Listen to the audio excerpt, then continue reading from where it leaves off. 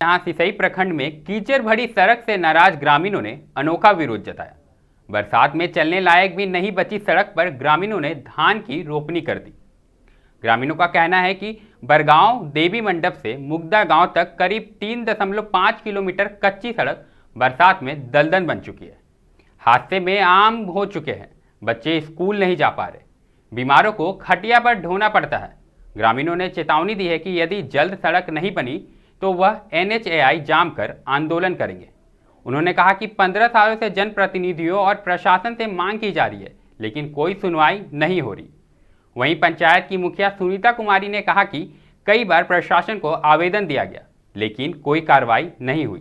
ग्रामीणों ने स्पष्ट किया कि अब बिना सड़क निर्माण के किसी को वोट नहीं देंगे। आज से 15 साल पहले से मेरा गांव में बहुत ख़राब रास्ता है, जिसमें हम लोग का गांव का पेशेंट से लेके गैस से लेके बच्चा का स्कूल सब कुछ बहुत परेशानी हो रहा है। रास्ता इतना कीचड़ है कि लास्ट में हम लोग को रोपना पड़ रहा है। हम लोग वोट दे के सारा सरकार को जितवा रहे हैं और इतना विनती और आवेदन किए हैं अभी तक 15 साल से, लेकिन कोई सुनवाई नहीं है। अभी लास्ट में हम लोग को रोड में रोपना पड़ रहा है और रोपने के बाद भी अगर गांव में रोड नहीं बना तो कोई वोट नहीं होगा और कोई आंदोलन करके जाके NH को जाम करेंगे। हम लोग यहाँ गांव से हम लोग 20 बरस से आज तक यहाँ हम लोग के लिए सड़क नहीं, हम लोग इतना प्रयास कर रहे हैं, विधायक से कर रहे हैं और संस्था से कर रहे हैं, लेकिन कभी भी यहाँ का कोई नीति नहीं दे रहा है और यहाँ कोई एक्शन नहीं ले रहा है। और आज देखिए हम लोग को स्कूल जाने वाले बच्चों को गिरता है, रास्ता में गाड़ी आता है, फंस जाता है। और जितना भी हम लोग का कामकाज होता है इसी रास्ता से होता है। हम लोग को कुछ दूसरा रास्ता नहीं है।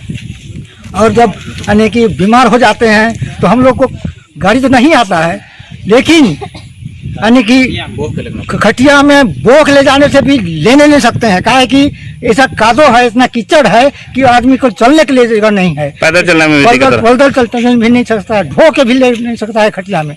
ऐसी हालत हम लोग को है। अगर इसमें आप लोग एक्शन नहीं लीजिएगा, नहीं दिलाइएगा। कारण यही है 2012-13 में ये रोड PM-JSY से पास हुआ था, उसमें नहीं बना ये रोड। लेकिन ग्रामीण जनता काफ़ी परेशान है यहाँ का लोग, क्योंकि यहाँ का मकुंदा का भर लोग नहीं जाते हैं। यहाँ कम से कम 7-8 टोला का घघरा प्रखंड का लोग भी इस रोड से प्रवेश करते हैं। रोड तो काफ़ी ख़राब है। इसमें हम जहाँ तक पहल किए थे पहले भी कि प्रखंड में भी आवेदन दिए हैं, उपायुक्त को दिए हैं, विधायक को एक बार दिए हैं आवेदन। काफ़ी हम लोग भी प्रयास किए, लेकिन कोई पहल नहीं हुआ। ग्रामीण जनता के भी स्कूल बच्चा लोग जाते हैं, एक्सीडेंट हो जाते हैं घर में। ई रोड में किसी का यहाँ पैर कल ही टूटा, हमको लोग मेरे पास गया और बोला कि पैर टूट गया, बोल के सहयोग कीजिए बोल के बोला।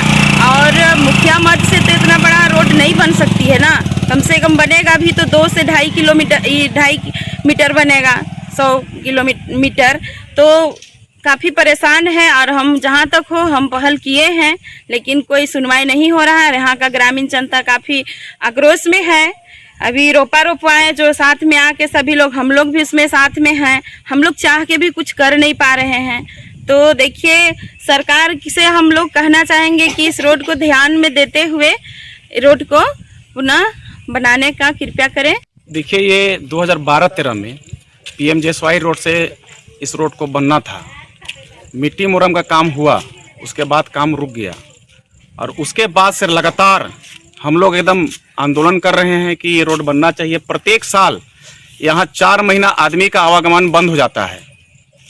किसी भी तरह का यहाँ से आना जाना बंद होता है। 4 पहिया गाड़ी नहीं जा पाती है, 2 पहिया गाड़ी नहीं जा पाती है।